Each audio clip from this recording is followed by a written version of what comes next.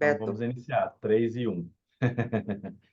Olá a todos e todas que estão aqui.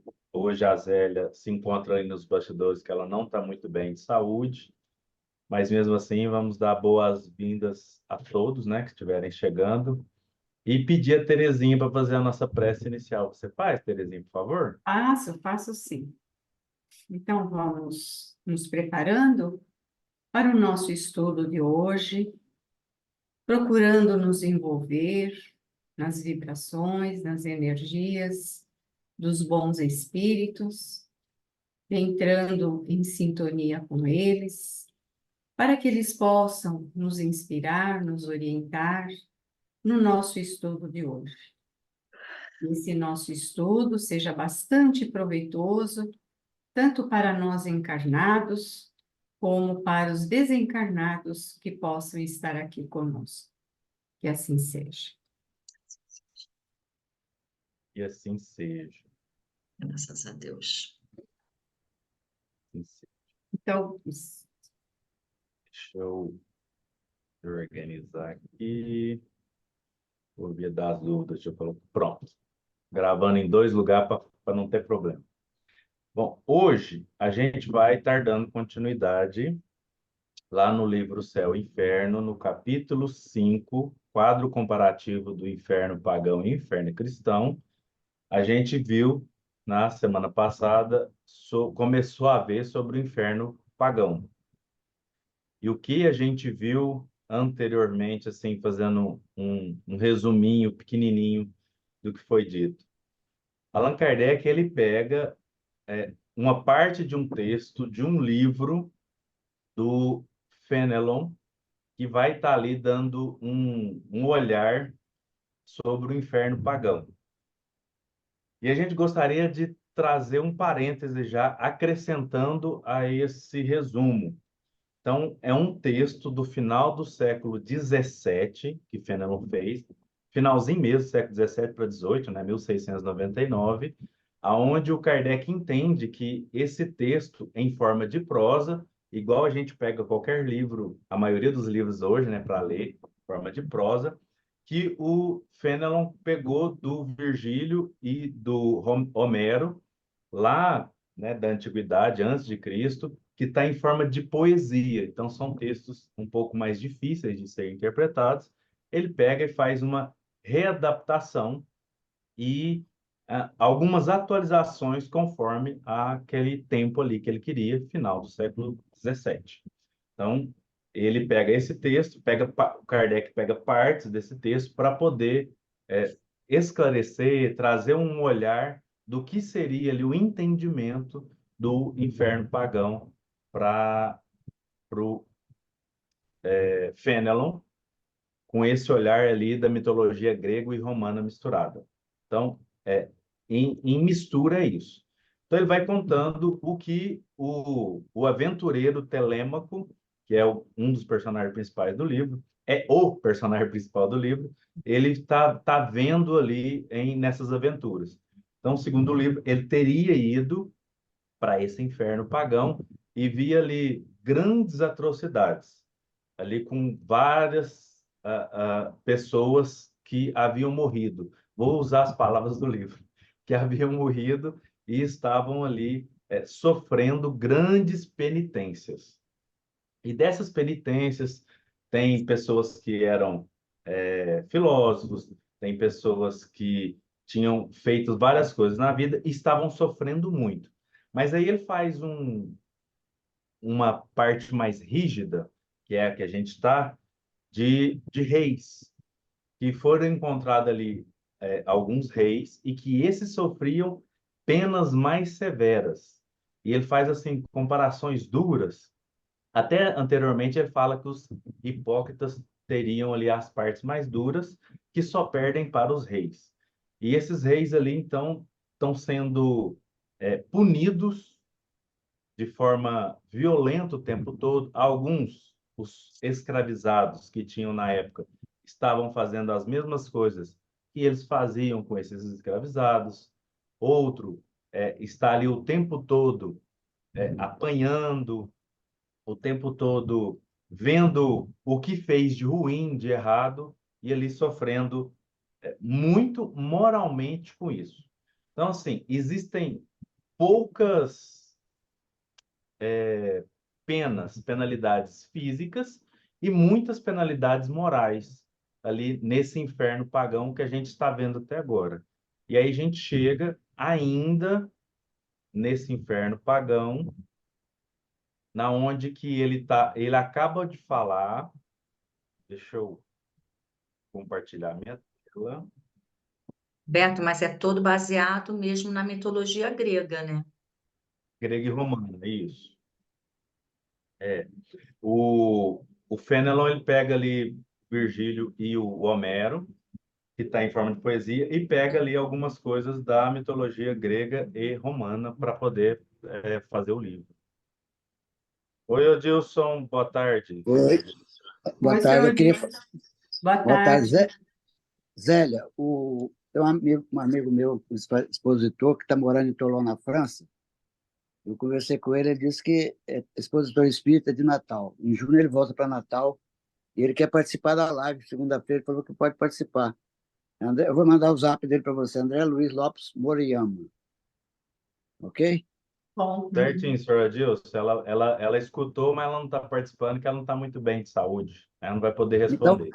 Mas eu tá já tudo sei, a Terezinha que comanda o barco, leva o barco. não, mas a Zélia está ouvindo, ela está ouvindo. E a Clarinha, tá tudo claro aí, Clarinha? Tá? Já está escurecendo.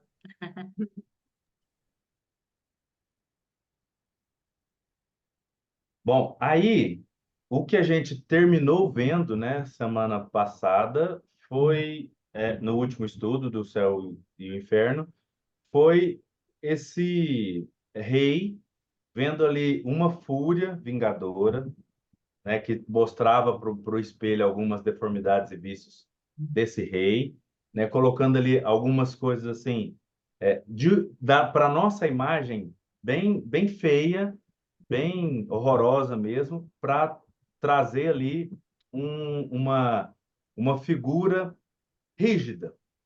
Porque a gente precisa lembrar de uma coisa: esse livro do Fenelon, ele tem um objetivo pedagógico. Ele foi criado para a educação de jovens, ali príncipes, duques, nobres. Ele já tinha feito um livro para filhas de uma nobre, que era um casal amigos dele, do Fenelon. E aí falaram, nossa, esse livro é muito bom para educação. Por mais que a gente olhe hoje e fala, nossa, que absurdo. Para a época, né, era um livro muito bom para um tipo de educação mais rígida para nobres. E aí ele faz esse livro para um príncipe e acaba sendo ali utilizado posteriormente para a educação de muitos nobres da época, da aristocracia ali, né, que era feita ali por reis, rainhas, duques, duquesas, etc. Então, por isso que tem algumas figuras aqui que são muito fortes. E aí a gente viu que ele fez uma comparação com os monstros considerados mais feios da mitologia grega e romana, né? A Hidra, que é aquele monstro que tem várias cabeças. Deixa eu interromper aqui e compartilhar onde é que está a imagem. Só um minutinho, que estava aqui, eu fechei, que para entrar no Zoom eu pensei assim, nossa, eu vou entrar aqui no lugar da Zélia, porque ela não estava conseguindo entrar. Só um minuto. Aqui.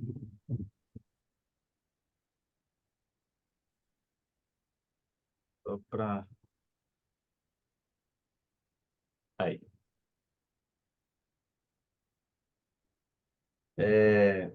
Então ele vai fazendo algumas comparações, eu peguei aqui só a nível de ilustração, da Hidra, Cérbero e a Fúria. Então ele vai falar de algumas fúrias. Os três desenhos de baixo são desenhos mais próximos do original, lá de quando os primeiros artistas tiveram uma ideia. O primeiro aqui da Hidra é até em vasos de barro, lá bem. Os de cima, Quimera e Tártaro, são desenhos um pouco mais atuais. A gente vai percebendo que, com o passar do tempo, eles vão ficando cada vez mais feios. E se fosse pegar aqui uns bens atuais, a gente veria que, assim, hoje em dia, então, estão horríveis. A gente vai... Não Aí basta são ter os uma... draconianos, né? não basta ser do jeito que está narrado. A gente tem que trazer figuras É, mais feias ainda, né? mas é interessante, né? Como esses seres mantêm-se, né? De uma certa maneira, nesse mundo assim, no submundo, vamos lá dizer, que nada mais é, no submundo, que eles ainda estão por aí perturbando o meio mundo. Ah, entendi, entendi. É, vão mudando os nomes, vão dando olhar, Isso. né? E assim, mas a gente vai perceber que a nossa percepção de beleza, ela muda conforme a nossa percepção de existência. Então, às vezes eu posso perceber um ser que está em algum nível deformado espiritualmente falando, Uhum. somente em percepções sutis e o resto a minha imaginação trazer, e ou eu já perceber, já trazendo dentro da minha percepção um formato. Ou seja, pode ser, eu vou utilizar palavras não muito pedagógicas, né? Pode ser dentro daquela feiura mesmo, ou é só a minha percepção que enxerga aquilo. Isso fica muito difícil de saber. Eu estou falando porque a gente vai ver várias obras mediúnicas trazendo figuras de linguagens extremamente feias, mas dentro da própria obra o mentor do livro, ou o instrutor do livro, vai falando que é a percepção da pessoa que está vendo, que não é a percepção que eles mesmos têm. Isso eu acho muito interessante. Então a gente vai ver em algumas obras de, nossa, aquela pessoa está vendo ali um ser igualzinho o diabo que é falado, né, Belfonte, igualzinho aquele, aí aqueles espíritos que estão narrando o livro falam, mas está vendo? Para a gente está vendo um ser humano, normal. Ele só está com a luz mais opaca, etc, etc. Mas é um ser humano. Então, a gente precisa pensar sobre isso quando a gente vê numa obra um ser monstruoso de verdade, monstro, e não humano, porque isso é muito mais da nossa percepção do que realmente ele manifesta no mundo espiritual. É isso que eu quero dizer. Ficou Bem difícil de interessante o que explicar. você falou agora. Muito bom. Bom, e aí a gente parou que ele traz esses olhares, né, monstruosos, que é para trazer medo ao nobre ali que ele está narrando. E aí ele continua dizendo: ao mesmo tempo, de outro lado, uma outra fúria, como a gente viu lá no desenho, ele era representado por algumas mulheres, hoje é representado por dragões, um monte de monstros, mas eram seres desencarnados.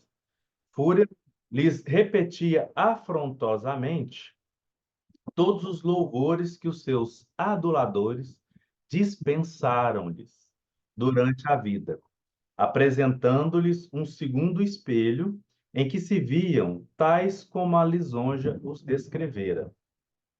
A oposição dessas duas imagens, tão contrárias, representava um tormento para sua vaidade. Notava-se que os piores entre esses reis eram os que haviam recebido os mais esplêndidos louvores durante a vida, porque os maus não são mais temidos que os bons, e porque despudoramente exigem as infames adulações dos poetas e dos oradores de seu tempo. Então aqui está mostrando, ele coloca, né, a ideia de espelho, de que essa fúria então estava mostrando de uma adulava, você é demais, você é fantástico. E outra mostrava o que tinha de ruim, né? De monstruoso. Isso é muito interessante. Tudo isso para pegar na vaidade do próprio rei. É interessante isso, né? De colocar. Seria assim, se a gente colocasse uma figura de linguagem hoje, a gente olhar para nós, ver as nossas potências, vou usar palavras da codificação que eu acho que são as melhores. As nossas virtudes e os nossos vícios, ou Leon Denis, né, as nossas potências e os nossos defeitos. Então, se a gente pegasse para isso e colocar eles assim, de forma nua e crua na espiritualidade, olhar para isso, isso nos ferir essa sensibilidade, colocando o que ele chama aqui de tormento à vaidade. Olhar e falar, não, eu achava que era isso, mas eu não sou nem isso e nem aquilo. Eu não sou nem só ruim, não sou nem só bom. E muita gente acha que eu sou isso, que eu sou aquilo, e eu não sou nenhuma das coisas. É um conflito mesmo, existencial ali que está colocando para esse nobre, né? É muito interessante essa É reflexão. é uma coisa que provoca, né? Assim que a gente pode perceber, provoca um grande sofrimento moral no espírito, né? Porque mostra esses dois aspectos, uma a lisonja, mas que agora ele sabe que era tudo falso, tudo por interesse, porque ele exigia, né, aquela que fosse, ele exigia as adulações e tal. Ele sabe que agora é tudo falso, né? E o outro espelho mostrando outra realidade. Então são coisas que vão mexer com a consciência do espírito, né? É interessante isso, né? Muito, muito interessante mesmo. Olhando, interpretando, né, para hoje, é muito interessante mesmo. Sim. Ouvem-se-lhes os gemidos nessas profundas trevas, onde os antigos reis não enxergam senão os insultos e as zombarias que devem amargar.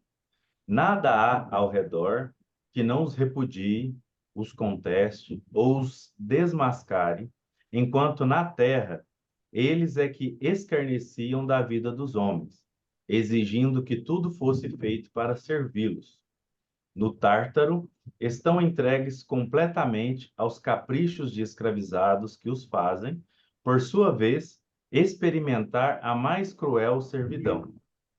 Os reis de outrora obedecem de maneira humilhante, não lhes restando nenhuma esperança que possa, de algum modo, abrandar-lhes o tormentoso jugo.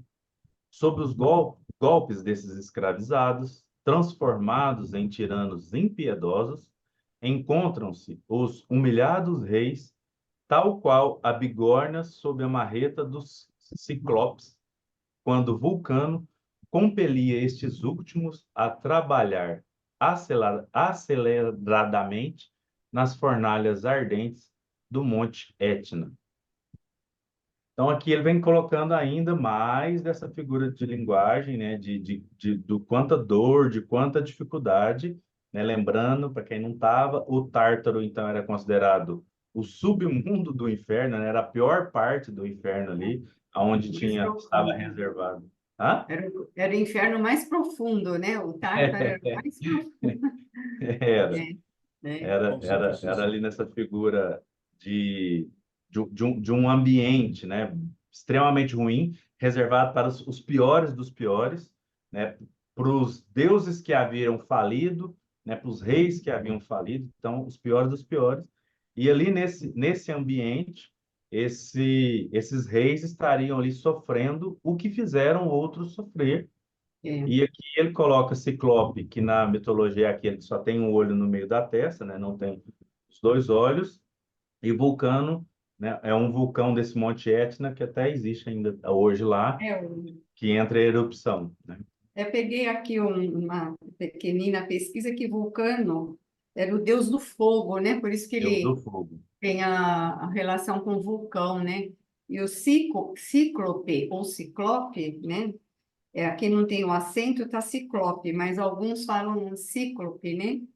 Era também um gigante de um olho só, e ele trabalhava como ferreiro, forjando os raios usados por Zeus.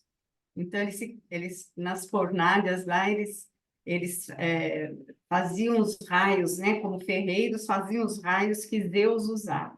É tudo dentro da mitologia, né? Sim, sim, sim.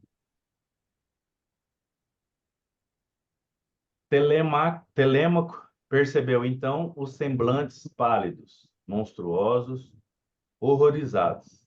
Sombria tristeza consome os criminosos. Sentem de si mesmos um horror de que não de que se não podem livrar, como tampouco de sua própria natureza. Para seus erros, não há necessidade de outra punição que não suas próprias faltas, que se descortinam incessantemente em toda a sua magnitude, sob a forma de abomináveis espectros em sanha persecutória. Para escapar de tal perseguição, procuram uma morte ainda mais poderosa do que aquela que os desprendeu de seus corpos. Desesperados, clamam por morte que lhes possam anular o sentimento e a consciência, suplicando para que os abismos os devorem, de modo a evadirem-se à verdade, que os persegue com seus raios vingadores. Mas estes últimos estão destinados à vingança que sobre eles há de destilar, gota a gota, sem jamais se esgotar. A verdade, cuja visão os atemoriza, constitui seu suplício. Mas veem-na ainda assim, e tudo o que conseguem ver é a verdade que contra eles se levanta. Visão que os lacera, os estilhaça, arrancando-os de si mesmo. Visão que atua como um raio, penetrando até o fundo das entranhas sem nada destruir ao redor. Semelhante ao metal numa fornalha em brasas, a alma é derretida por esse fogo vingador, que anula toda rijeza sem nada consumir, dissolvendo a essência da própria vida sem que se possa morrer. Arrancando o ser de si mesmo, não encontra ele por um instante sequer qualquer apoio ou repouso, vivendo apenas através da ira que sente de si mesmo e de total falta de esperança que o ensandece. Apesar das figuras de linguagem, né, fortes, a gente vai percebendo que o tempo todo está voltando a uma, vamos chamar de punição moral. O tempo todo, assim, trazendo figuras de linguagem que mostra que ele mesmo está sendo punido por ele mesmo o tempo todo, né? É É, verdade. a alma ser derretida sem se consumir, né, como se fosse um fogo ali queimando, gota a gota. A gente percebe que, tipo assim, é algo que ficava muito difícil de explicar no tempo, mas que é moral, né? Por mais Moral. que sejam é, é, coisas para a gente entender, mas é uma coisa moral, né?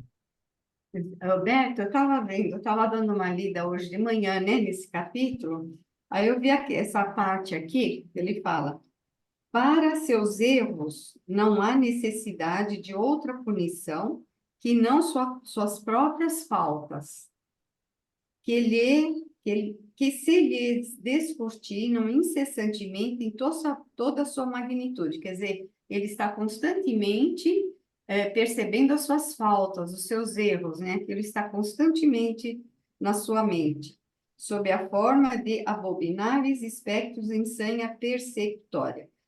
Eu peguei aqui no capítulo 8º, os itens 1 e 2, é justamente isso. Você vê como, mesmo dentro da mitologia, com toda essa linguagem, né, figurada, todas essas lendas e tudo mais, aqui tem algo de real, né? É que é esse sofrimento moral, né? Ó, o item 1 do capítulo 8º, né, que é as penas futuras segundo o Espiritismo, a alma ou espírito sujeita-se na vida espiritual às consequências de todas as imperfeições, das quais ela não se despojou durante a vida corporal. É isso que causa o sofrimento do espírito, as suas imperfeições morais, aquelas imperfeições que ele ainda não superou. Não é isso que está falando lá? Né? Aqui, né? Para seus erros não há necessidade de outra punição que não suas próprias faltas. Olha a semelhança, não é? Né? Deixando de lado toda essa parte mitológica, né? O inferno, essas coisas, fogo, mas tem alguma coisa ali né? Que é verdade, né? Que é isso, é o sofrimento moral causado pelas suas imperfeições que o espírito sofre no mundo espiritual, né? Só que, lógico, o espiritismo dá todo um outro encaminhamento, né? Mas só esse aspecto eu achei interessante, essa similitude, né? É, sim, muito interessante. O Fenelon, mesmo se ele tivesse essa percepção toda, ele nem poderia falar isso naquela época. Naquela Como época não dava, sacerdote, né? como sacerdote, ele ia ser expulso. É, é. Ele tinha que falar só do castigo, só do sofrimento, né? Não podia mostrar uma outra. Telêmaco percebeu, então, opa, Não, é naquela cena, naquela cena que lhe eriçava os cabelos, Telêmaco viu muitos antigos reis da Lídia, punidos por terem escolhido uma vida de prazeres, em vez de trabalhar pelo amparo do povo, ação que deve constituir a insígnia inseparável da realeza. Isso aqui, se a gente parar para pensar, é extremamente disruptivo para o século XVII e XVIII, né? Porque muitos entendiam que os reis poderiam fazer tudo, né? Eles eram extremamente poderosos. E aí um sacerdote colocar de forma ali, né, devagarzinho, né, que a obrigação do rei é ajudar e servir o povo, é extremamente disruptivo para a época. É. Esses reis condenavam-se mutuamente pela cegueira. Um dizia ao outro que fora seu filho. Não te havia recomendado várias vezes, em minha velhice, antes de minha morte, que reparasses os males que eu negligentemente cometi? Ah, infeliz pai, dizia o filho, foste vós que me arruinastes. Vosso exemplo é que me inspirou o Fausto, a pompa, o orgulho, a volúpia e a dureza para com os homens. Vendo-vos reinar com tanta indolência e cercado por vis aduladores, foi que me acostumei a amar a lisonja e o prazer. Acreditei que o resto dos homens era, com relação aos reis, apenas o que cavalos e burros de carga são com relação aos homens, isto é, animais a que só se dá importância enquanto prestam serviços e são úteis. Nisso acreditei, e foste vós que me fizeste nisso acreditar. E agora sofro tantos infortúnios por vos haver imitado. A tais censuras acrescentavam as mais abomináveis maldições, parecendo encolerizados a ponto de se destruírem mutuamente. Aqui mais uma coisa, né? Que tipo, até bem pouco tempo atrás a gente ouvia muito, né? Se é que a gente já não tenha dito, né? Dos nossos pais, avós, ou se não é que a gente diz para os filhos: ó, fazer o que eu falo e não o que eu faço. E aqui já está falando, não adianta. O filho vai fazer o que o pai faz. Isso é É, muito interessante para a época, né? é. E o pai queria, né, Beto? O pai queria que o filho consertasse os erros dele, né? No fim da vida aqui, né? Não te havia recomendado várias vezes em minha velhice, antes da minha morte, que reparasses os males que eu cometi, né? Ele queria que o filho consertasse os erros, mas aconteceu o contrário. Ele deu exemplos para o filho, né? E o filho seguiu a mesma linha de comportamento do pai, né? É Sim, prático, é fácil assim, né? Conserta aí o que eu fiz de errado. exato. Muito interessante esse olhar, né?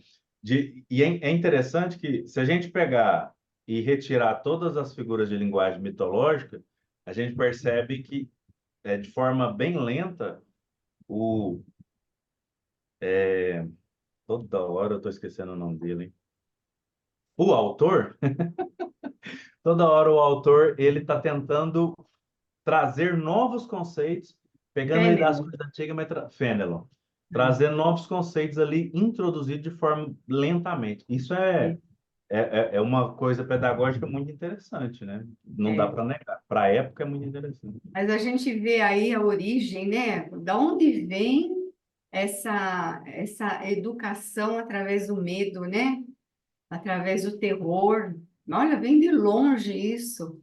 E a sociedade assimilou as várias, né, épocas, foram assimilando isso, as religiões assimilaram isso, as religiões que foram se formando, né, continuaram com essa ideia de orientar através do medo, do terror. Nem medo, é terror mesmo, né? É terror, né? E até hoje, né, ainda vigora em muitas doutrinas aí, essa coisa do medo, do castigo, desejo de recompensa, né? Ainda vigora isso. Sim, sim, ainda é extremamente forte. O Antônio entrou no grupo. Boa tarde, Antônio. Desculpa Oi, aí o Antônio. atraso. Boa Boa tarde tarde, a Antônio. todos. Boa tarde, boa tarde. Vim correndo, já entrei aí com. Mas eu mandei mensagem para a Zélia falando que ia atrasar um pouquinho. Ela Prazer está estar entre aqui os com vocês. bastidores que ela não está muito bem de saúde, mas ela está aí ouvindo tudo, Ela me falou. Ela respondeu minha mensagem. certo? Em volta dos reis rodopiavam igualmente quais corujas da noite, as cruéis suspeitas, os receios inúteis e as desconfianças que vingam os povos da dureza de seus monarcas. A fome insaciável de riquezas, a falsa e sempre tirânica glória, assim como a lassidão displicente que amplifica todos os sofrimentos, sem jamais propiciar qualquer satisfação durável. Viam-se inúmeros desses reis severamente punidos, não pelos males que haviam feito, mas por haverem negligenciado o bem que deveriam fazer. Essa parte, ela é, como eu disse, né, quando a gente coloca na época e de como era o pensamento vigente, ela realmente faz a gente pensar, não, mas se é mal, mal é mal todo quanto é tempo, né? A gente está trazendo um outro olhar. Mas olhando para o tempo, ele está pedindo uma mudança. Tá, não dá para mudar como é a guerra, de atacar, matar pessoas, né? Atravessar através de espadas. Esse mal não dá para mudar, para dominar, etc. Ok. Mas tendo isso sendo feito, o bem que se pode fazer para o povo, isso a gente já pode mudar. A gente percebe assim sutilezas do Fenelon aqui nessa educação. Porque quando a gente se transporta mentalmente para o que vigorava, a gente vai perceber que, sim, ele já está avançando muito, por mais ruim que ainda seja. Mas ele já avança um tanto bom. Isso faz a gente pensar o quão maléfico era o pensamento vigente da época, né? Se esse aqui era uma coisa assim maravilhosa para a época, imagina o que era ruim, né? Quanto era Então, né? rígido, né? Duro. E aqui esse trechinho aqui também, né? Viam-se inúmeros desses reis severamente punidos, não pelos males que haviam feito, mas por haverem negligenciado o bem que deveriam fazer. Então, punidos pelo bem que poderiam ter feito e não fizeram também, né? Não tinham feito o mal, mas não tinham feito o bem que eles poderiam fazer. Eu vejo aí uma amplidão de pensamento aí com relação aos erros, né? É interessante isso. E os espíritos ensinam também isso para nós, né? Que não basta fazer o bem, o mal, não fazer o mal, é necessário fazer o bem, não é? Sim, e isso está no Livro dos Espíritos, e o Fennel é um dos Ah, que assina, né? Então, ele está é. aí por trás dessas ideias também, Isso então, ele está lá, ele também colaborou, né, na codificação. na Tem bastante menção codificação. dele, É. né? Todos os crimes de vulgo, advindos da negligência com que se observam as leis, eram imputados aos monarcas, cuja gestão deve sempre zelar pelo cumprimento da lei. Imputavam-se também aos reis todas as desordens nascidas da pompa, do luxo e dos demais excessos que incitam os homens à violência e à tentação de transgredir as leis para adquirir riquezas.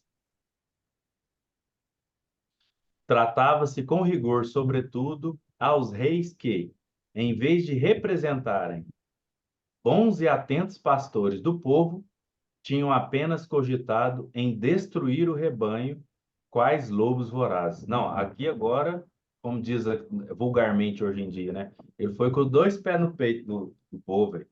Porque aqui ele está colocando, porque a realeza se entendia, né? Principalmente o rei, né? Se entendia acima de tudo, né? Até das leis.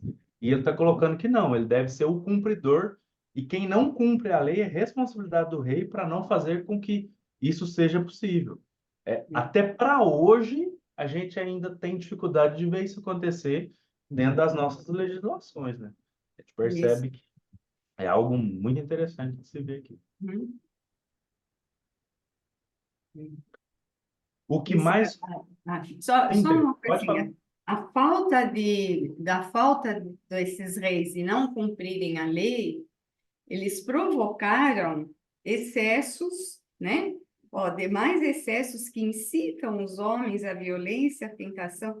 Então, incitavam os homens a transgredirem também a lei.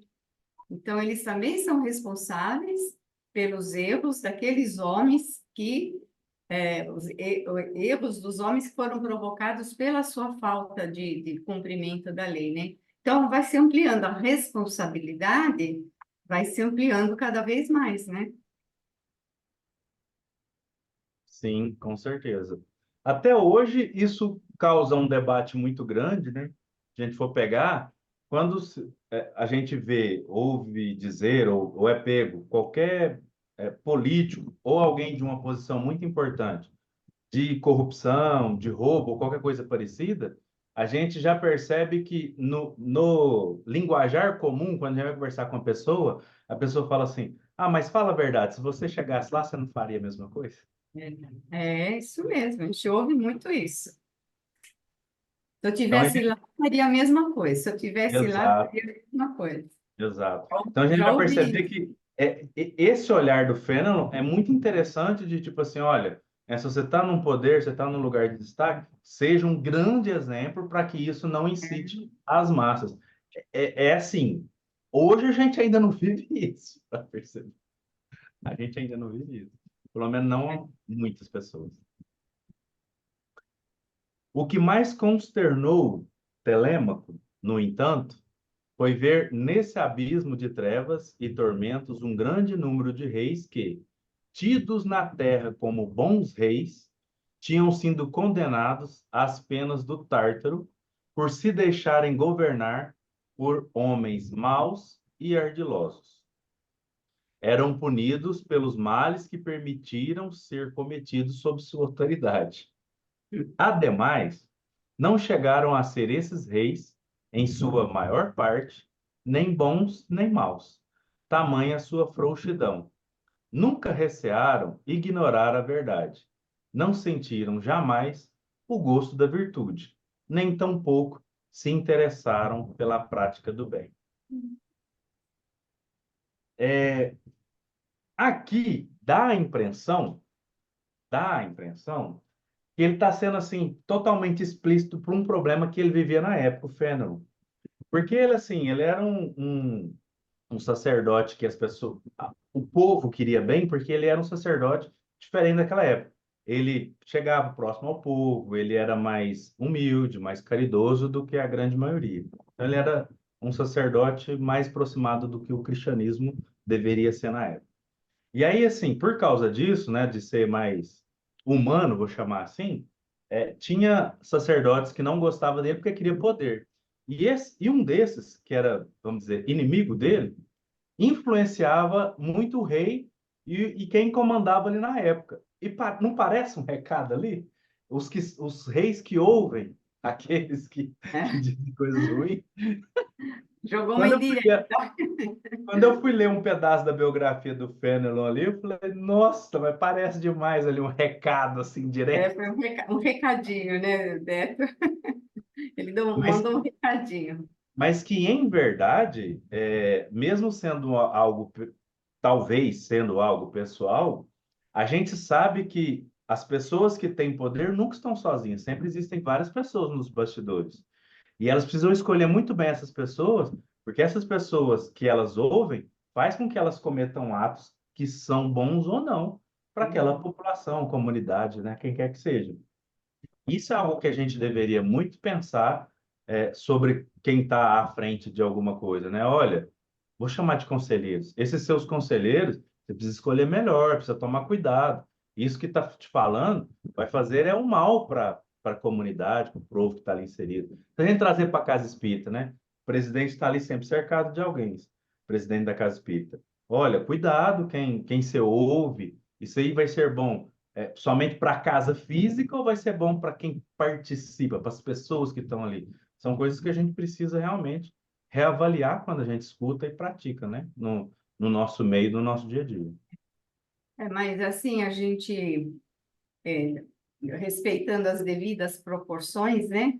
A gente, muita coisa assim com relação aos governos do mundo, né? Muita coisa acontece desse jeito, né? É lógico, a gente avaliando época e tudo mais, mas acontece mesmo, né? Os interesses, as vaidades, a ganância. A gente vê isso até hoje, né, Beto? Até hoje. Então, esses conselheiros, né? Escolher bem os seus ministros, né? Que vão acompanhá-lo, né? Todos os governos do mundo, né? Se houvesse uma consciência maior, né? O mundo seria diferente, né? Sim, Mas ainda a gente vê muito dessas coisas, né? verdade. Tem mais essas coisas, né, Terezinha? É, Muito mais. muito mais, é. Felizmente, nós estamos vivendo um nível, aí o ser humano, como geral, não há que se falar apenas de governo, mas de instituições, de tudo em geral, que governo é só uma parcela, em que as pessoas olham mais o próprio interesse, não o interesse da É, coletividade, né? O interesse da... Aí no terreno dos governos a coisa é muito mais complexa, muito mais... Não se escolhe conselheiros com o objetivo de ser bem aconselhado para fazer o que é bom para o é, povo. Escolhe conselheiro porque faz parte do seu grupo, do seu time, da sua ideologia. Isso aí é o que prevalece no mundo. O infelizmente. que foge disso aí é exceção e vai para o pau. Tem mais essa. Isso é a história da humanidade, né? Não é hoje. Gozado, né? Se a gente fica avaliando, né?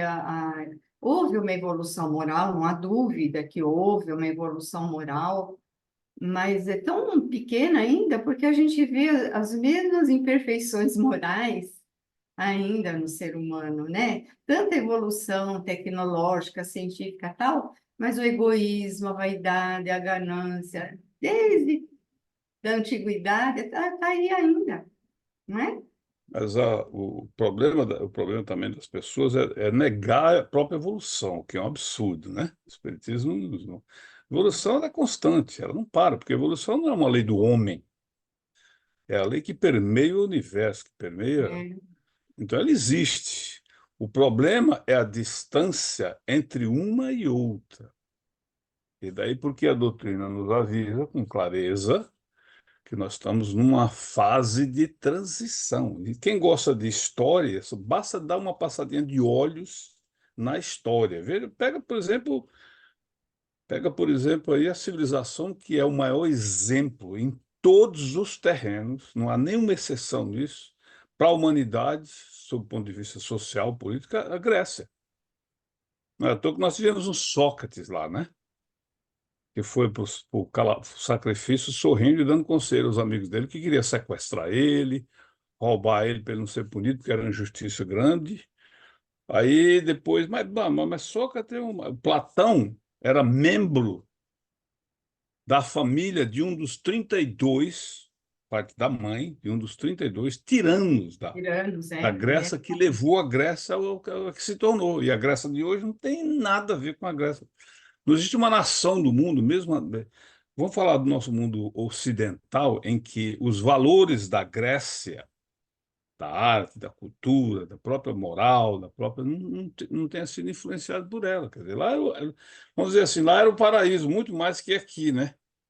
Mas aí é que somos nós próprios, né?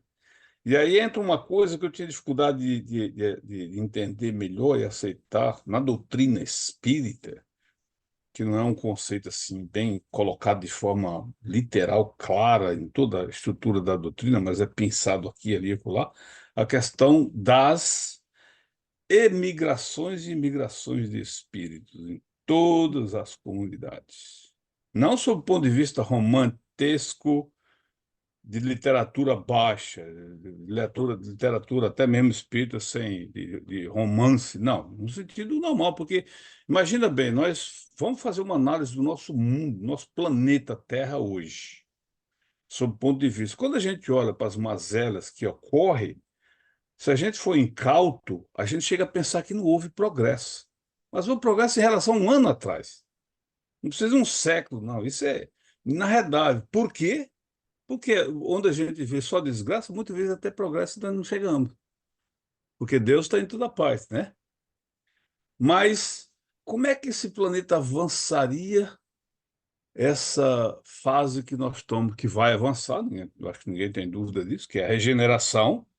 Não a regeneração como ela, é, de um modo geral, concebida, mas como é que ela vai avançar para que o bem prevaleça, não o bem, mas o que é o errado que seja menos do que esses interesses das pessoas, seja menor do que o interesse da maioria do grupo. É aquela que chega um nível que o espírito está tão embevecido ali naquele interesse próprio, naquele interesse de grupo, de fazer o mal, coisa parecida, que ele não deixaria esse avanço existir, a não ser que fossem bilhões de anos, vamos dizer assim. Mas aí, com a imigração, eles vão para outros lugares, sem nenhuma retrogradação, ajudar aquelas comunidades que estão sob o ponto de vista, vamos dizer assim, intelectual, cultural, científico, coisa parecida. Porque nós chegamos no ápice, praticamente, do progresso tecnológico, mas moral, então a distância é muito grande. Precisa diminuir essa distância para poder que haja um avanço, né? Hoje eu entendo essa questão da imigração. Para mim era um negócio assim, muito porque a gente via mais com olhos Um trabalho, né? de planeta chupão, de que vai para esse canto, coisa que não é sob o ponto de vista de princípio, de lógica, de racionalidade, que é o caso da doutrina, né? É um Eu vejo trabalho de assim. cada um de nós, né? É um trabalho de cada um para auxiliar no progresso geral, né? E Dos- a melhor forma da gente fazer é quando a gente toma conta da gente próprio. Se nós nos Sim. melhorarmos, porque não começa, não acontece do processo inverso, é de dentro para fora, até para a nossa própria essência como ser espiritual, na nossa própria evolução, vamos falar só de nós, não é de fora para dentro, é de dentro para De fora. dentro para E não fora. coletivo é a mesma coisa, é do indivíduo para a sociedade. Em qualquer nível, gente. Aí. Não tem contestação sobre esse ponto de vista, né? Quer E, dizer, Beto, nós vamos entrar no inferno cristão agora? Vamos. Vamos. esse vai ser um pouquinho melhor, né? Será? Acho que é pior. Eu acho que é pior. Não, Segundo, acho não, o próprio Kardec está dizendo isso, né? quando Kardec é pior. Mas vamos ver, né? Com nossos próprios olhos. Bom, aí ele então está fazendo a análise, né, um quadro comparativo do inferno pagão e inferno cristão, e agora o Kardec vai trazer aqui olhares e percepções do inferno cristão. Roberto, e se você me permite, você verá bem que tanto você como a Terezinha pontuou, a partir do momento que eu cheguei atrasado, quantas coisas positivas nesses aspectos do passado, né? Realmente, isso moral e tudo, né? É, Mesmo no mais, a gente viu, vocês pontuaram muito bem isso aí, realmente. sofrimento moral, né? O texto É. do Uhum. Telâmico deixa isso claro, né? No cristão, o sofrimento é físico, é material. No inferno cristão, né? Segundo o inferno cristão, a opinião dos teólogos sobre o inferno resume-se nas citações a seguir. Eu já vou ler a nota, que aí eu volto em 64. Citações extraídas da obra O Inferno, de Augusto Calais. Não sei se pronuncia assim. A opinião dos teólogos sobre o inferno resume-se nas citações a seguir. Esta descrição, colhida dos autores sagrados e da vida dos santos, pode ser tanto mais considerada como a expressão ortodoxa da fé nessa matéria, quanto é a todo instante repetida, com pouca variação, seja nos sermões dos púlpitos protestantes, seja nas pregações dos padres católicos. Os demônios são puramente espíritos, e os condenados, que se encontram presentemente no inferno, também podem ser considerados como espíritos puramente, uma vez que apenas as suas almas ali desceram. Suas ossadas, restituídas ao pó, transformam-se continuamente em ervas, em plantas, em frutos, em minerais, em líquidos, sofrendo, sem o saber, as contínuas metamorfoses da matéria. Mas os condenados, assim como os santos, devem ressuscitar no último dia e retomar, para não mais deixá-lo, um corpo de carne, o mesmo corpo pelo qual foram conhecidos quando vivos. O que distinguirá uns dos outros é que os eleitos ressuscitarão em corpos purificados e resplandentes, enquanto os condenados num corpo disforme e enodoado pelo pecado. Não haverá mais no inferno, portanto, homens de natureza puramente espiritual. Haverá homens tais como nós. O inferno é, por conseguinte, um lugar físico, geográfico, material, uma vez que será povoado por criaturas terrestres, com pés, mãos, boca, língua, dentes, ouvidos, olhos em tudo semelhantes aos nossos, assim como sangue nas veias e nervos sensíveis à dor. Nota 65. O inferno, segundo os dogmas religiosos, pressupõe um local físico que impressione dolorosamente os condenados pelo corpo restituído, com órgãos sensíveis às impressões materiais, tato, visão, paladar, audição e olfato. A doutrina espírita demonstra a existência do perispírito, constituída de matéria própria do mundo espiritual.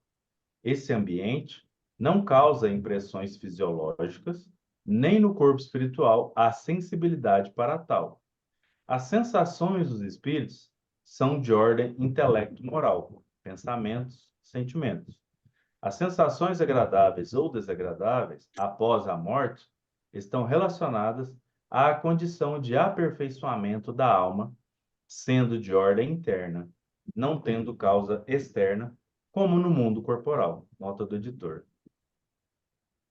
Então, aqui ele está colocando um resumo de um pensamento que tinha na época e provavelmente o mais moderno da época. Porque se a gente for olhar para a teologia, dependendo da teologia, muda completamente. No entanto, a grande maioria vai olhar sofrimentos físicos no inferno e bem-aventuranças físicas no céu. Vai ter esse olhar extremamente materializado.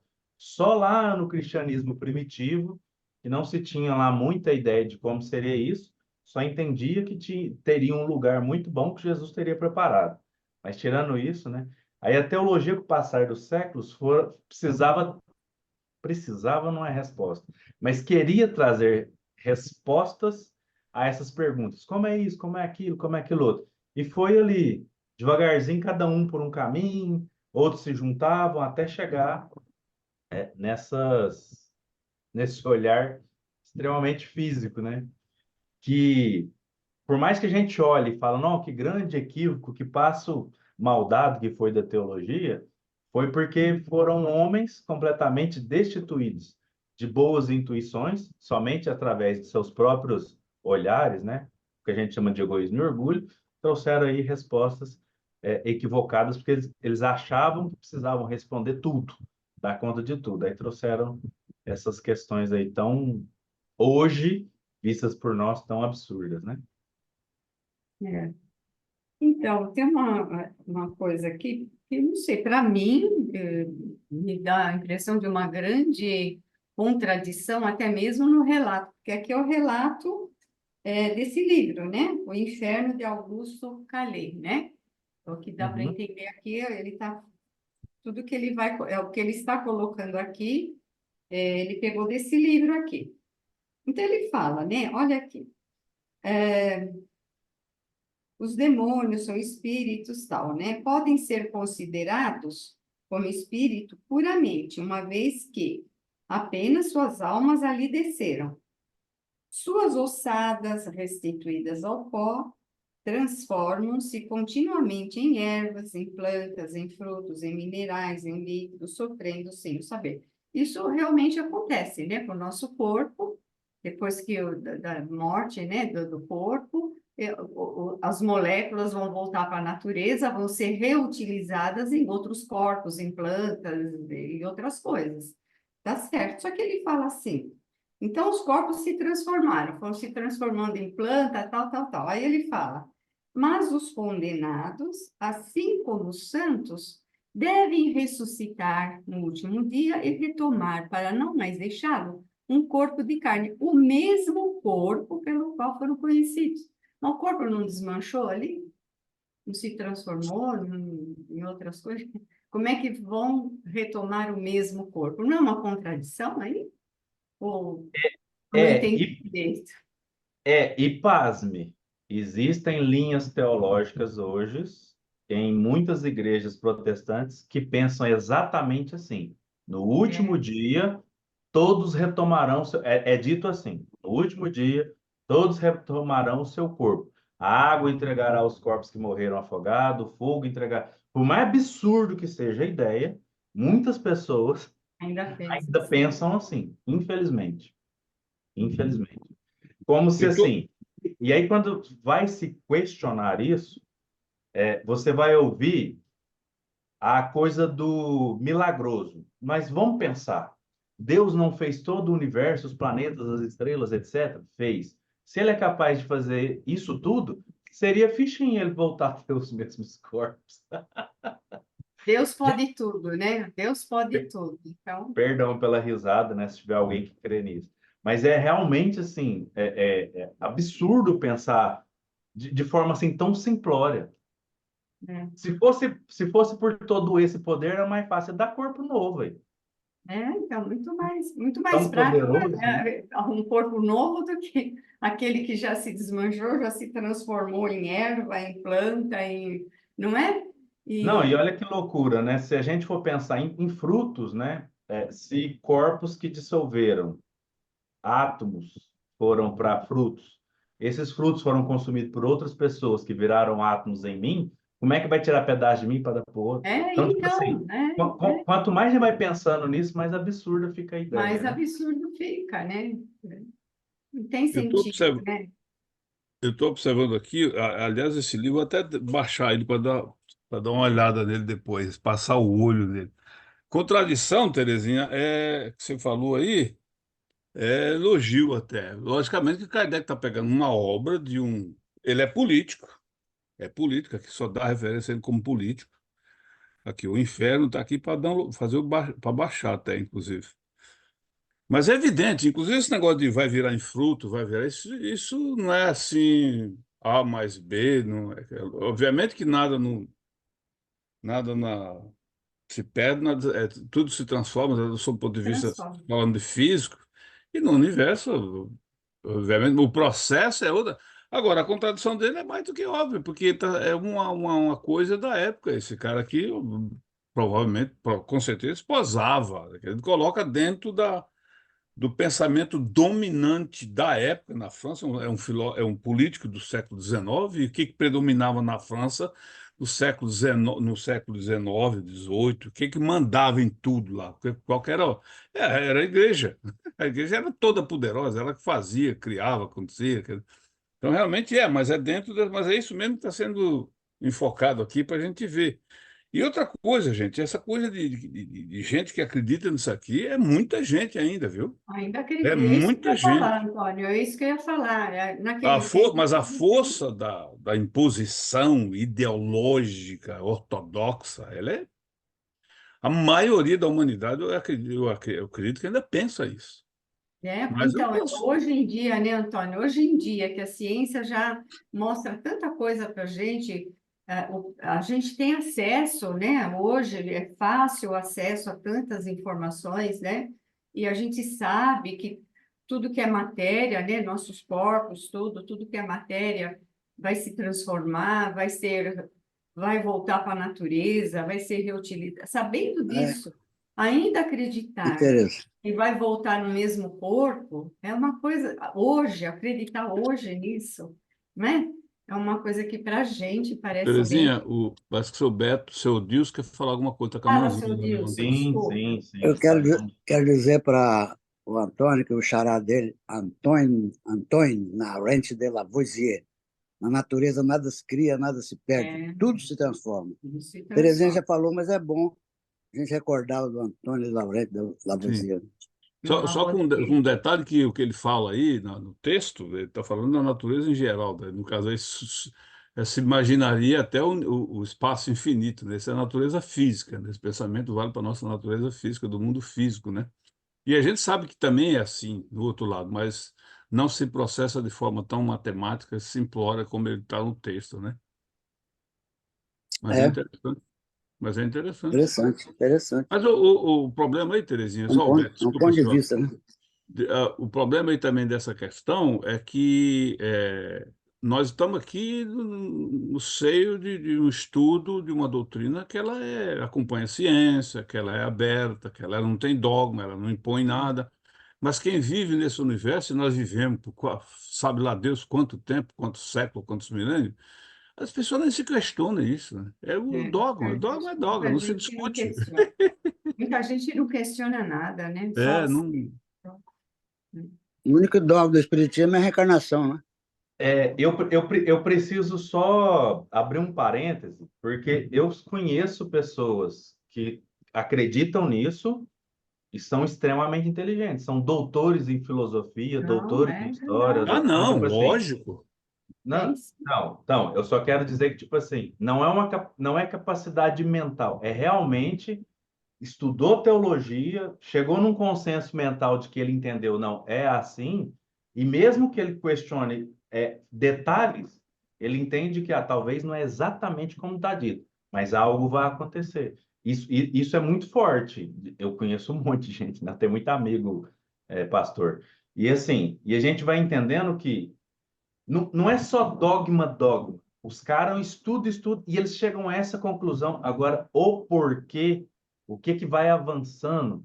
E a minha impressão, e eu posso estar equivocado, é que, tipo, se retirar algumas coisas da estrutura, aí tudo desmoronaria. A impressão que eu tenho é, o cristianismo sem certas partes da estrutura não é cristianismo, porque assim até que eles dizem, né? Por exemplo, se Deus, só Deus perdoa pecado. Se alguém perdoa pecado que não é Deus, então é herege. E assim por diante. Então, a gente vai percebendo que vão criando estruturas tão difíceis de ser seguida e de repente você não pode tirar uma. E É. aí que eu acho que é o grande equívoco. Por mais inteligente que sejam, existe uma estrutura. Então, aqui, hoje não. No Espiritismo, a gente pode chegar a falar assim, alguns podem concordar dentro do movimento, e a gente não está nem aí, né? Mas eu posso falar assim, ó, em tal lugar Kardec se equivocou. E pronto, a gente não vai ser herege por causa disso. Não. Lá, infelizmente, né, tem essas questões, né? Na grande maioria das escolas cristãs tem essa questão mais complicada. Não Onde vai para está... fogueira, né, Beto? Se dizer, né? Não vai para fogueira, Nós não temos, né? graças a Deus. Onde está situado o inferno? Alguns doutores da religião o colocaram no próprio interior da Terra, enquanto outros em algum planeta desconhecido. A questão, no entanto, não foi resolvida em nenhum concílio. Uhum. Dessa forma, estamos, com relação a esse assunto, limitados às conjecturas. O que se pode afirmar é que o inferno, qualquer que seja o lugar em que se situe, é um mundo composto de elementos materiais, mas um mundo sem sol, lua ou estrelas, e mais triste, inóspito e destituído de qualquer rudimento ou aspecto salutar que, mesmo nas regiões mais adversas deste mundo em que pecamos, possamos encontrar.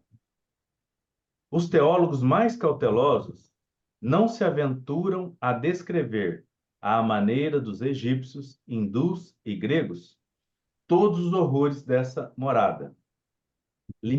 Limitam-se a apresentar, à guisa de exemplo, o pouco que sobre esse assunto falam as Escrituras. O charco de fogo e enxofre de Apocalipse, os vermes de Isaías, vermes infestando eternamente os cadáveres de Tofel, os demônios a atormentar os homens, cuja perdição causaram, e os homens a chorar e a ranger os dentes, conforme a expressão dos evangelistas. Então, a gente vai percebendo que, assim, são interpretações onde você faz um recorte, e, assim, todo recorte, ele traz positividades, né, se a gente toma um certo... Mas todo recorte pode ser perigoso, né? Porque você tira um recorte de um contexto, e aí você começa a trazer ideias, um monte de gente fala, nossa, faz um certo sentido, e vão colocando mais ideias naquelas ideias anteriores, e até parecer assim, nossa, uma ideia completamente plausível. Como, por exemplo, né, quando ele coloca que demônios são espíritos, é porque entende-se que eram anjos que caíram, faliram, erraram e caindo na terra se materializaram. Por mais estranho que isso pareça, né? Que horas eles estão materiais, horas eles estão espirituais, é loucura. E aí eles são puramente espíritos que manifestam no mundo físico. Então, tipo, por mais absurdo que essa ideia foi no princípio, quando vai pegando fragmentos que por acaso colaboram para a ideia, parece fazer um certo sentido. Mas quando você pega o contexto dos fragmentos, você fala, caramba, não faz sentido. Porque essa parte falava disso, aquela parte falava daquilo outro, e assim por diante. Então, a gente precisa até ter essa cautela, né? Esse cuidado, inclusive de ter o cuidado de não fazer isso na doutrina espírita, né? Fazer um recorte que colabore com uma opinião nossa unilateral, própria, e para fazer com que ela tome corpo, pegar ali pequenos fragmentos, desrespeitando o contexto. Então, o que é interessante, né, essa necessidade que o ser humano tem de achar que tem que ter local, né? Que tem que ter um local físico depois da morte, né? No mundo espiritual. E até espíritas têm essa necessidade de achar que tem que ter local para isso, local para aquilo, né? E criou-se, né, no movimento espírita, entre os espíritos, criou essa ideia tão forte de locais, né? Que precisa... Terezinha? Céu e inferno é estado de alma, né? É estado de espírito, é a situação, né, mental, né, a situação de consciência do Como a, espírito. como a mente cria, eles acham que estão no lugar lá, que é inferno. A mente cria o espírito cria em seu Seu, entorno, seu, né? seu habitat, né? Aquilo que ele tem dentro dele, ele irradia à sua volta, né? Onde quer que ele É. esteja, onde quer. Tem uma passagem do filme O Nosso Lar, no primeiro, né? E eu tenho algumas reservas com esse filme, mas tem uma passagem que eu gostei. Imagina se eu não ia ter, né, Beto? Então, tem uma passagem que eu gostei muito desse filme, que mostra isso. A hora que o André Luiz vai visitar lá a casa dele, quando ele pode visitar a família dele e tal, tá tudo bem, ele tá bem e tal. Quando ele percebe que a mulher estava casada novamente, ele ali, sem sair dali, tudo à sua volta se modificou. Vocês lembram dessa passagem? Tudo à sua volta se Eu modificou, lembro. ficou escuro, ficou feio, porque ele ficou com aquela raiva, aquele ódio, sem ele sair de lá, no mesmo lugar, à sua volta, ele irradiou aquela coisa ruim em volta dele, né? Aquilo lá eu achei interessante. Então, não é o local, né? É o estado mental do espírito que irradia à sua volta, Aí, aí é a a sua sintonia, né? condição, Tal da a condição sintonia. interior, é. Então, é isso daí que eu acho que precisa ser muito trabalhado com os espíritas, né? Nos centros espíritas, o cuidado com o nosso estado mental, desde já, né? Desde já, né? Porque é isso que vai criar nossa realidade no mundo espiritual, o nosso estado mental. Eu acredito que muita gente, por ser mais fácil imaginar lugar, tem dificuldade em querer pensar em estado de consciência. É. Não, ou seja, não é maldade, maldade, né? Não é por Não, maldade. não, não. Não, muitas É, pessoas é essa dificuldade mesmo de, de trazer essa percepção mais profunda. Eu vou perceber. Beto, Oi, Wilson. o fruto não amadurece antes do tempo, né? É tempo de plantar e de colher. É É, verdade. Quando Jesus fala, né, misericórdia não, misericórdia quer e não sacrifício, na verdade é de um profeta do Antigo Testamento, né, Oséias. Quando ele fala isso, ele está falando assim, ó, gente, vamos parar de matar animais? Deus não precisa disso, de forma sutil. E aí, com pouco tempo, o povo parou de fazer isso. Isso é interessante. Ele vem ressignificar coisas. Eu gosto muito dessa ideia. Mas simples não é, porque aí não passa muito tempo, coloca outra coisa no lugar. Imagem, é. incenso, etc, etc, etc. Então, nós temos alguns vícios que esses eu acredito que são primordiais de serem cuidados.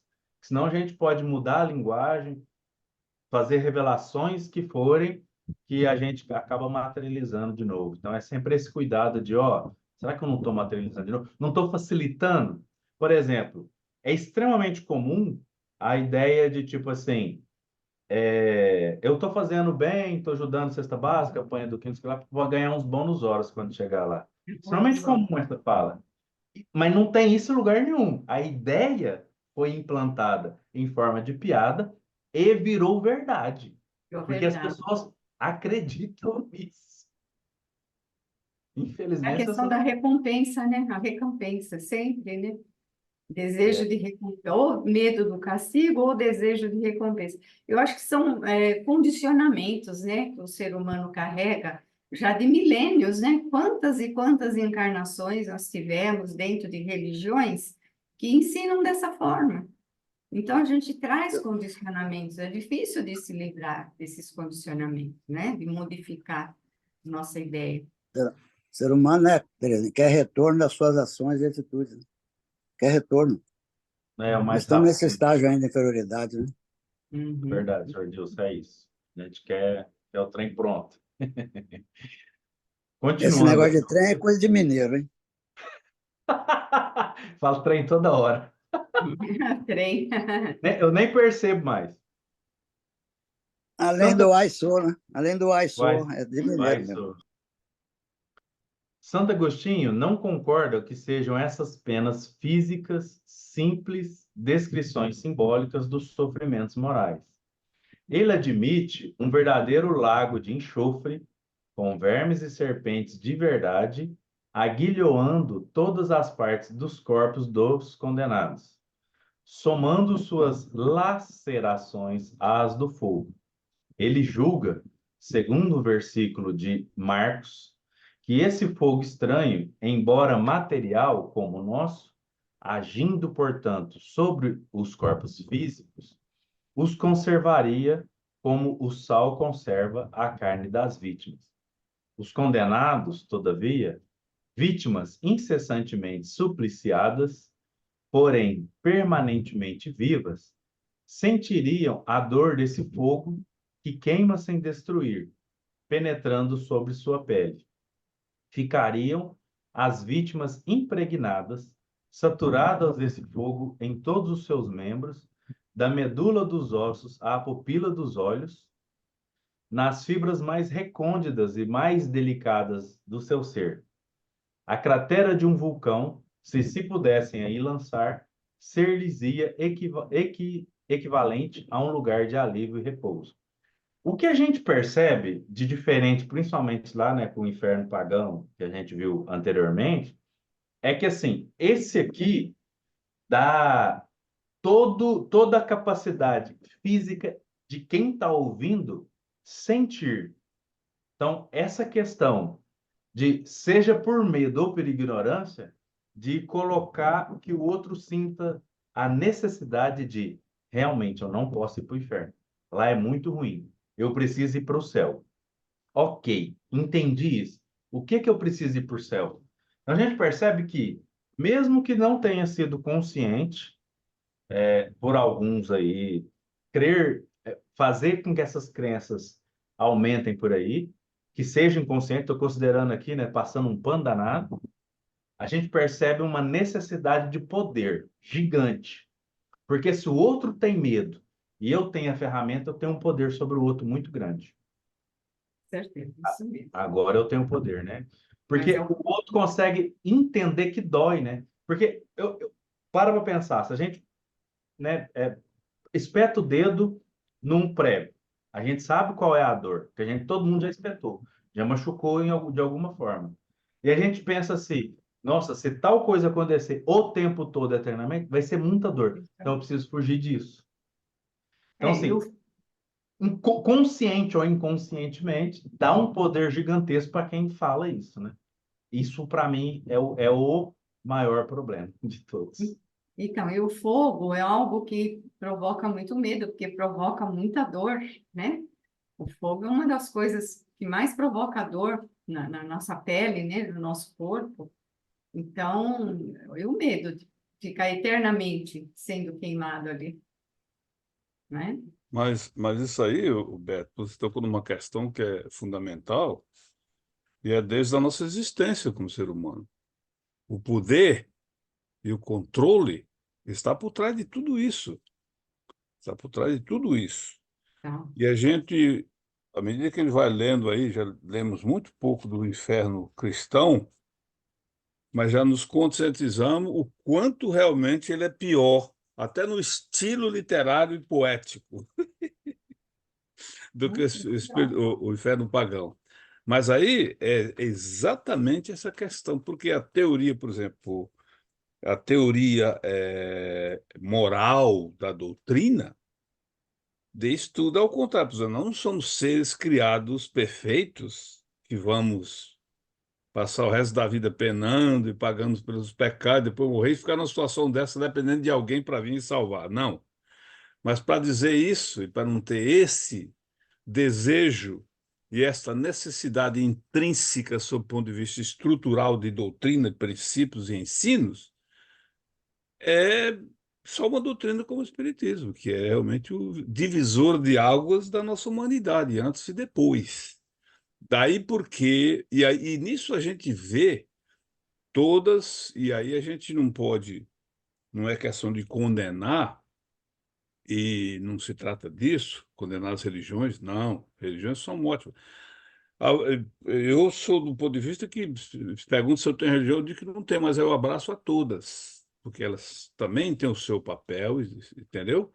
E só que a doutrina é mais uma coisa para nos demonstrar de forma assim insofismável, sob o meu ponto de vista, sob o meu entendimento, que a doutrina não pode ser uma estrutura hierarquicamente institucionalizada, não pode ser uma religião como as religiões, porque ela veio justamente, ela não tem qualquer razão de não mostrar isso. E o ser humano, que é um ser que é criado simples e ignorante, e ele vai chegar no ápice do fim dele com suas próprias pernas, é que vai ter que acordar. O tempo é dele. Mas o Espiritismo não fala, não, você vai, tira isso aqui assim, faz assim, vai resolver aqui. Não, não resolve, é você, é seu livre-arbítrio, é sua. Entendeu? Mas é aí que a gente começa a entender com mais profundidade e amplitude, por exemplo, por que que mexeram numa obra como essa aqui? Porque é a teoria moral da doutrina, né? Então, se descaracterizar isso aí, vai ficar igual a dogmática religiosa aí, que não é a mesma coisa. Então, mas a gente não pode, o que eu acho que a gente não pode, no sentido de fraterno, da caridade, em relação ao outro, seja ele quem for, tenha ele a religião que tiver, é fazer condescendência com a ignorância dele e a postura cômoda dele diante de tanto progresso científico e tecnológico que a humanidade já adquiriu, porque são coisas absurdas, meu Deus do céu. Estipular isso, mas é o que prevalece ainda. E aí o respeito a gente tem que ter, não adianta você também se degladiar nesse terreno, porque não resolve, certo? Mas aí, de repente, você tem um exemplo. Por exemplo, eu tenho um parente que, não, mas o cara fala, não, é assim mesmo, você vai morrer, você vai ficar lá esperando o juízo final. Não, não é assim, gente. Abre os olhos, vê, é por aqui, você, entendeu? E nisso você não peca contra a fraternidade, você não, e nem vai colocar a doutrina em seus princípios, somente na questão moral, que é o que nós estamos estudando aqui, a teoria moral da doutrina mostra isso, nós não vamos também pecar por omissão, né?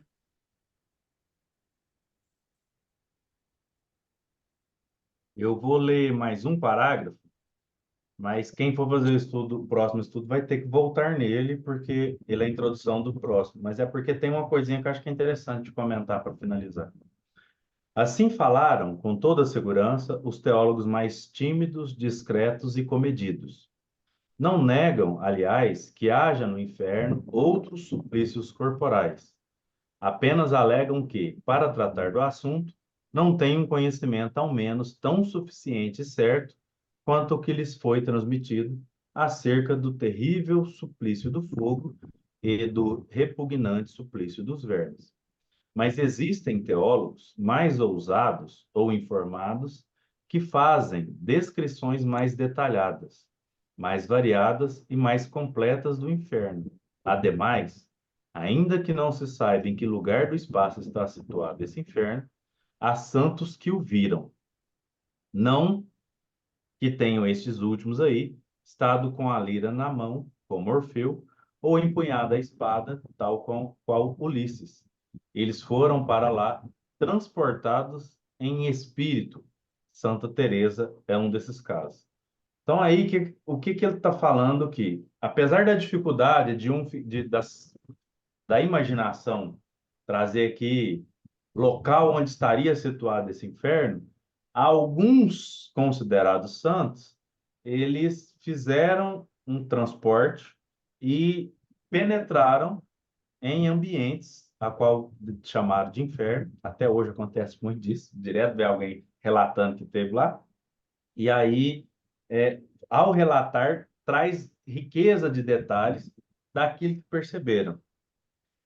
E essa parte, para nós, enquanto espírita, é extremamente interessante, porque a gente vê muitos livros mediúnicos relatando é, ambientes trevosos e colocando como locais em que não só existem como geográficos, mas principalmente que é necessário passar por eles. Muito bom. Isso eu acho que é importante refletir a respeito, sabe? E tipo, como vários médios, né, muitos respeitáveis, outros não, trazem esse relato, como é esse relato? Vale O dos que que quer Suicidas, né? é, então, esses relatos, assim, de uma forma que um traz, aí só um outro diz que também percebeu, e assim por diante, aí vira uma discussão, assim, tão gigante dessa história. E aí a gente percebe, na verdade, um vício nessa necessidade, que eu não sei se vocês perceberam uma coisa extremamente sutil no último parágrafo que eu li. O teólogo faz menção a dois deuses, né? Aliás, a um deus, né? Orfeu, deus dos sonhos, e a Ulisses, né? O poeta, que tem gente que nem tem certeza se ele realmente existiu ou não. Então, sim, o que eu estou querendo dizer mistura uma crença cristã que é proveniente de uma crença judaica que não acredita nesses deuses, mistura com essa cristã e tipo assim, então, mas fulano não viu tal coisa, né? Orfeu. E aí parece que no nosso psiquismo lá interior, a gente ainda traz isso muito poderoso. E a gente começa a misturar uma coisa com a outra. Então a gente precisa tomar cuidado, se não é isso. Que o próprio médium, né, de forma não muito responsável, colocou no livro, ele não percebeu, não foi isso. Um atavismo anterior e colocou que foi uma experiência mediúnica. Olha que coisa. E a gente, às vezes, talvez não questiona isso, tipo, olhar e falar, opa, pera. Por exemplo, né, você mencionou aí, né, Clara? Vale dos Suicidas. Está no Memórias de um suicida, não Memória de todos os suicidas, né? Um Não suicida. suicida, é. E se a Uhum. gente pegar essa obra pensando, nossa, um suicida trouxe um relato. É uma coisa. Agora, você escuta muito o expositor falando assim: quer saber o que acontece com o suicida? Vai Leia a pra memória. lá. Aí vai acontecer com todos. Esse é o Todo equívoco. suicida vai para lá. Todos os suicidas vão para o Vale do Suicídio. Colocação absurda, é. É, Esse é o equívoco, né? O equívoco é generalizar, sendo que a espiritualidade ela é abundante e infinita, né? Cada um de nós tem agravantes e atenuantes que vão ser considerados exclusivamente personalizados. Isso a gente esquece de levar em consideração. é E verdade. outro detalhe importante é você querer pegar uma obra mediúnica, mesmo que ela seja séria, e haja relatos que a gente imagina que o espírito passou por isso, e colocar essa experiência individual como princípio para a doutrina. E daí a sabedoria, sabedoria, isso foi a espiritualidade, não foi Kardec em si, a construção do critério inamovível, inarredável e inquestionável do controle universal do ensino dos espíritos, que é o que existe na doutrina. Não teve nenhuma coisa que foi colocada lá veja bem, aí eu até me volto para o nosso estudo que nós estamos fazendo na segunda-feira. Veja bem o cuidado com que Kardec faz referência ao capítulo da uranografia, não obstante ser da lavra de um espírito da maior envergadura, que não podemos ter dúvidas, que é Galileu, e de outro, que eu também imagino que já esteja numa situação que foi companheiro seu de trabalho, médio, um grande cientista, mas aquilo ali são colocações sob o ponto de vista da ciência física humana, do avanço, do processo de avanço do conhecimento. Não é princípio doutrinário, não é. Por isso mesmo, eu já começo dizendo e fazendo advertências sobre a cautela que nós temos, porque senão seria uma contradição com relação ao princípio do critério universal do ensino dos É, espíritos, que é a essência da doutrina, né? isso E isso aí. bem colocado, o Beto, porque isso permeia, né? Isso permeia o ambiente. Isso leva as pessoas que não têm gosto pelo a sua própria educação e fica esperando que as coisas aconteçam por milagre, sabe? Mas vão pagar o preço, né? Mas toma conta, né? Uma Sim, conta. sim. Muito bem colocado. É, é, é, e assim, a gente vai percebendo que o cuidado que a gente precisa ter é a grande verdade que, para finalizar essa conversinha aqui, deu a hora antes que a Zélia ter que aparecer, coitado. É que existem questões de percepções individuais e coletivas, e aquelas que são coletivas de onde vem algo superior. E a gente buscar despertar em nós, apurar em nós essa sensibilidade. No mínimo, estranhar aquilo que você fala, caramba, mas isso aqui tinha em tudo quanto é os povos e já era estranho. Vai repetir aqui de novo? No mínimo, colocar um sinal de estranheza, né? Para, peraí, deixa eu pensar melhor sobre isso, o que está acontecendo. E, principalmente, uma coisa que a gente que gosta muito de estudar Mildim, né, que é o estudo dos versículos bíblicos minuciosamente, palavra por palavra, no original, etc., é que o contexto é extremamente importante. A gente precisa levar em consideração um contexto, né? E no prefácio de todos os livros está ali quem que escreveu, por que escreveu e o que que um outro autor está falando sobre aquilo ali é importante. A gente costuma pular, né? Aquilo é extremamente importante, porque talvez o livro tenha uma função e a gente leva para outra. Vou trazer um do André Luiz. O 13º, o pessoal gosta muito de usar. Fugiu bem na hora de falar dele. Enfim, tá lá como se fosse normas espíritas, mas na introdução, tanto Emmanuel quanto André Luiz fala que são é, objeto de observação para que cada um olhe. Não é opinião espírita. Agora mesmo já lembro não. E aí a gente vai. Só isso, vou colocar aqui. obras. E agora está acabando, não posso deixar assim, né? Sem citar qual que é. É.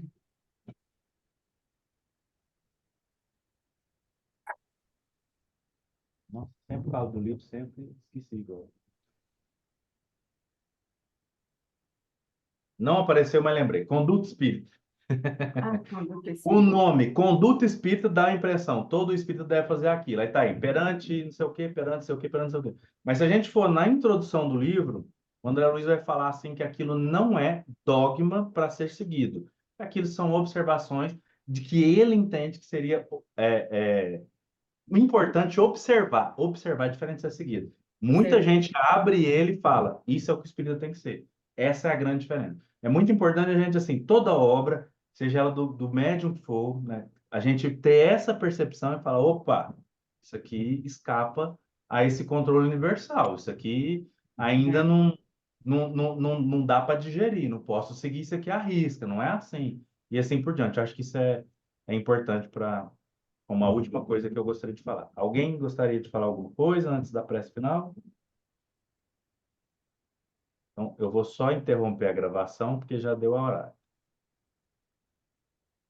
Sim. Eu interrompi a gravação aqui, Zé. Quiser interromper daí.